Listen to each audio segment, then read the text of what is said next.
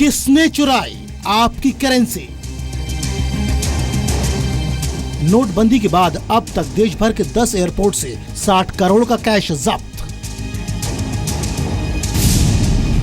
किसने चुराई आपकी करेंसी? कर्नाटक में एक हवाला एजेंट के बाथरूम से मिले 5 करोड़ 70 लाख रुपए। किसने चुराई आपकी करेंसी? दिल्ली में रोहित टंडन के लॉ फर्म से मिला 13 करोड़ कैश। किसने चुराई आपकी करेंसी? चेन्नई में व्यापारी शेखर रेड्डी के यहां से 106 करोड़ के नोट पकड़े गए। किसने चुराई आपकी करेंसी? गोवा में 1 करोड़ 50 लाख और मुंबई में 85 लाख के नए नोट बरामद हुए। किसने चुराई आपकी करेंसी?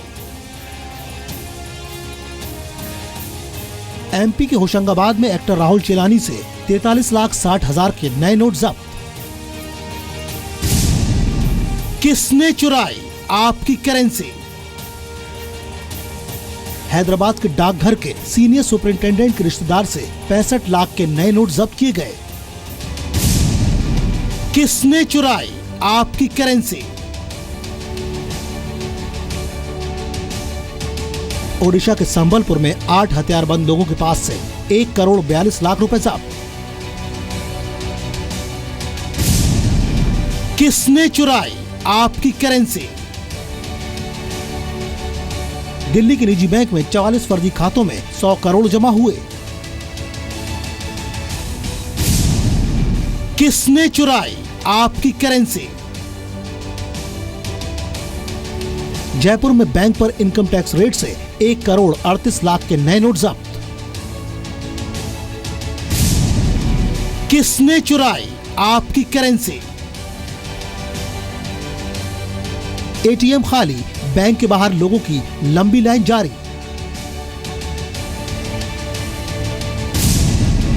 किसने चुराई आपकी करेंसी?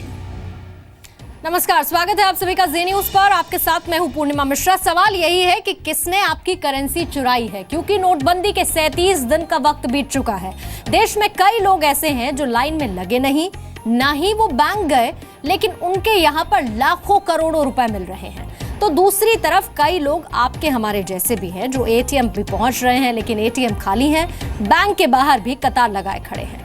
काले धन के खिलाफ सरकार कार्रवाई कर रही है। देश भर से करोड़ों का काला धन भी जब्त हो रहा है, लेकिन एटीएम के बाहर लोगों की कतार कम नहीं हुई।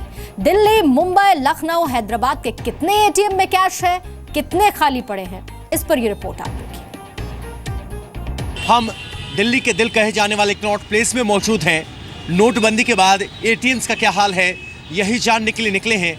आइए आपको लेकर चलते हैं और दिखाते हैं कि आखिर यहाँ के एटीएम्स का क्या हाल है। दिल्ली के दिल यानी कनॉट प्लेस में एटीएम की हमारी पड़ताल शुरू हो गई। 1 घंटे में जी मीडिया रिपोर्टर पवन नारा कनॉट प्लेस के 20 एटीएम पर पहुंचे। यहाँ थे तो सभी प्रमुख बैंकों के एटीएम, लेकिन ज्यादातर एटीएम का या तो शटर डाउन था या लिखा था कैश नहीं है। जो एटीएम खुला भी था तो वहाँ लंबी कतार थी। 2 घंटे से यहाँ खड़ा और काफी 3-4 एटीएम मैंने घूम चुका है, हर जगह लाइन लगा चुका है। वहाँ पे काफ़ी यही प्रॉब्लम आ रही, कभी हैंग हो जा रहा है, सिस्टम काम नहीं कर रहा है। कितने में तो कैश डला भी नहीं, फिर भी 200 लोग खड़े हैं। ब्रांच में तो ना बैंक में पैसा मिल रहा है ना एटीएम में। पूरी सीपी में जितने हैं सब में चक्कर काट चुके हैं, बुरा हाल है सब। गाजियाबाद से आ रहा हूँ और एक भी एटीएम चालू नहीं, बहुत बुरा हाल है। दिल्ली के कनॉट प्लेस में एटीएम वाली हमारी पड़ताल का नतीजा रहा 5/20, क्योंकि कनॉट प्लेस के 20 एटीएम में से सिर्फ 5 एटीएम में ही रुपए थे। हालांकि नोटों की बरामदगियां ये साबित कर रही हैं कि सिस्टम अब भ्रष्टाचारियों पर पैनी नजर रख रहा है। आपको दिखाते हैं कैसे नोट प्रिंटिंग प्रेस से निकलकर आपकी जेब तक पहुंचता है। हमें मालूम था मुझे क्या करना है। हमने जनधन अकाउंट खोले। भाइयों बहनों, प्रधानमंत्री जनधन योजना के लिए बैंक के खाते खोले ऐसा नहीं, इस देश के 20 करोड़ लोगों को हमने रुपए कार्ड दिया है, डेबिट कार्ड दिया है, और ये आज से 1 साल पहले किया हुआ है।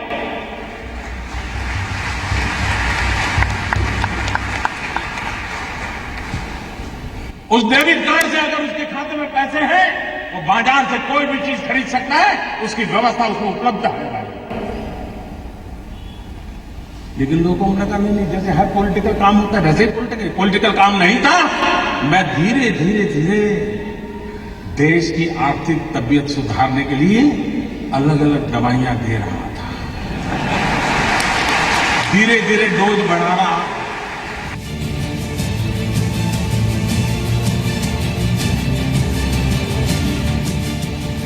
काले धन के खिलाफ सरकार कितनी गंभीर है, ये बात नोटबंदी के बाद 13 नवंबर को अपनी पहली रैली में ही प्रधानमंत्री नरेंद्र मोदी ने साफ तौर पर बताई थी। लेकिन भ्रष्टाचार की बीमारी कितनी गंभीर है, इसके सबूत आए दिन पुराने और नए करेंसी नोटों की बरामदगी से हो रही है। आयकर विभाग और दूसरी एजेंसियां दिन रात काले धन को सिस्टम से बाहर करने में अड़ंगा डालने वालों पर नजर रख रही है। उनके ठिकाने पर रेड पड़ रही है। गुलाबी क्रांति के खलनायक धीरे धीरे सामने आने लगे हैं। अब आप भी देखिए कि करीब 16 लाख करोड़ की करेंसी को चेंज किया जा रहा है, तो स्वाभाविक है कुछ समस्या आएगी। ये समस्या अगर 1-2% भी होगी तो भी बहुत बड़ी मानी जाएगी। हम इसको रोकने का काम कर रहे हैं और ऐसी शिकायतें जहाँ कहीं से भी आ रही हैं, चाहे फिर बैंक के माध्यम से हो, चाहे उद्योगपति के माध्यम से हो, चाहे अधिकारी के माध्यम से हो, सबके विरुद्ध कड़ी और प्रभावी कार्रवाई करने का फैसला लिया है और प्रधानमंत्री इसको लगातार मॉनिटर कर रहे हैं। जो उन्हें आरबीआई से सैंक्शन हो रहा है और उसके अंदर क्योंकि अभी तक उसको जो है कोई भी किसी ने जो है डाउट करा ही नहीं था कि इस तरीके से कि इवन बैंकर्स भी इन्वॉल्व हो सकते हैं इस प्रोसेस के अंदर। लेकिन अब जिस तरीके से जो इन्फॉर्मेशन और खबरें आई हैं, तो ये बिना उनकी लीकेजेस के बगैर जो है ये पैसा बाहर निकल ही नहीं सकता। सबसे बड़ा सवाल यह है कि आखिर पुराने नोट तो पुराने, नए नोटों की बरामदगी कैसे हो रही है। 8 नवंबर के बाद से छपे हर एक नए नोट का हिसाब बड़ी आसानी से सरकार और दूसरी एजेंसियों के पास मौजूद है। ये नए नोट सिक्योरिटी प्रिंटिंग प्रेस से आरबीआई के जस्ट तक पहुंचते हैं। इस दौरान एक एक नोट का हिसाब होता है, फिर आरबीआई से ये नोट बैंकों के जस्ट तक पहुंचते हैं। रुपए के सिस्टम में आगे बढ़ने के इस चेन में भी हर एक रुपए का लेखा जोखा होगा। इसके बाद बैंकों के चेस्ट से ब्रांच और एटीएम तक नए नोट पहुंच रहे हैं। रुपए की इस यात्रा में भी एक एक पाई का हिसाब है। तो फिर सवाल ये है कि कैसे नए रुपए का गोलमाल हो रहा है। ये बिना बैंक ऑफिशियल्स की कोलिजन के बगैर जो है ये पैसा बाहर नहीं निकल सकता है। अब ये है कि उन बैंक ऑफिशियल्स को कौन कांटेक्ट कर रहा है। उन बैंक ऑफिशियल्स को उनके प्रीमियम कस्टमर्स भी हो सकते हैं, मार्केट्स के अंदर कंड्यूट्स भी हो सकते हैं। और मैं although I am myself a professional, but I'll still admit कि yes, इसमें प्रोफेशनल्स भी इन्वॉल्व हो सकते हैं। लाखों और करोड़ों में नए नोटों की बरामदगी के बाद कुछ लोगों ने सवाल उठाए हैं कि हो सकता है कि बैंक मैनेजर्स इस गोलमाल में शामिल हों।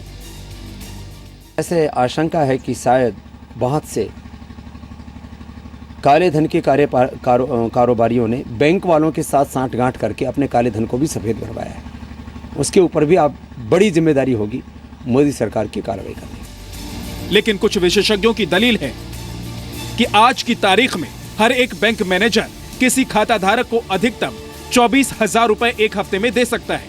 यानी एक महीने का अरसा भी जोड़ लें तो ज्यादा से ज्यादा एक खाता धारक को 96,000 रुपए ही मिल सके होंगे। तो फिर जब नए नोटों की पाई पाई का हिसाब मौजूद है, एक खाताधारी को जारी करने वाले रुपयों पर अधिकतम सीमा है, तो कैसे बैंकिंग सिस्टम से घोटाला हो सकता है? क्या सिस्टम का कोई और लूप होल ढूंढा गया है? क्या नॉन केवाईसी खातों के जरिए कुछ गड़बड़ियां की गई हो सकती हैं? जो बड़े बड़े बिल्डर हो या जो व्यावसायिक प्रतिष्ठान चलाने वाले जो मालिक हो या जो बैंकिंग क्षेत्र में काम करने वाले अधिकारी, इन्होंने नेक्सस करके इस तरह से जो नोटबंदी का भी लाभ उठाते हुए अपना पुराना पैसा बदलकर नए नोट में उसे परावर्तित किया, जिसकी वजह से आज सभी जगह अपने को नए नोटों की बड़ी राशि देखने को मिल रही है। ये तो तय है कि नए नोटों की बरामदगियां हो रही हैं, तो सिस्टम में कोई ब्लैक स्पॉट है कहीं ना कहीं, चाहे ऊपर के स्तर पर या नीचे के स्तर पर। भ्रष्टाचार का कोई तरीका ढूंढा गया है। सरकार की अब चुनौती यही है, इस गुलाबी क्रांति के खलनायकों के राज उजागर करें। रवि त्रिपाठी के साथ रविंद्र कुमार, जी मीडिया, दिल्ली।